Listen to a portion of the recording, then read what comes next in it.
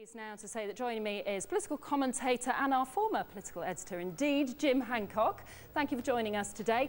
Is there a threat, Jim, that this protest, if nothing else, is going to overshadow the start of the conference? Oh, certainly it'll be the dominating factor today, and David Cameron's going to have to try and reassure people here, and not only here but all over the country who are affected by the cuts, that there's some way forward. I mean, North West Conservatives I speak to said they're unclear about what this economic growth strategy is, so they've got to do that as well.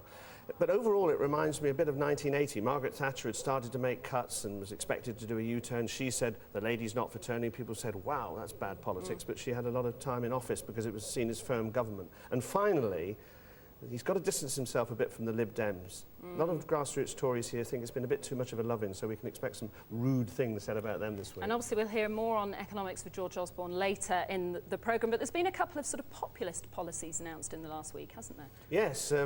Eric Pickles, the Environment Secretary, found some money from behind his rather large sofa, which he'd actually need if you think about Mr Pickles, to try and keep weekly bin collections. And also there's this consultation on 80-mile-an-hour speed limits. This is all sort of done, I think, to sort of show that the government's really busy. And incidentally, on that 80-mile-an-hour, when I was coming up the M56 this morning, it looked to me as if some motorists weren't waiting for the consultation. They've already ignored that. Great. Thank you very much for the time being. Do stay with us, Jim. Well, let's join...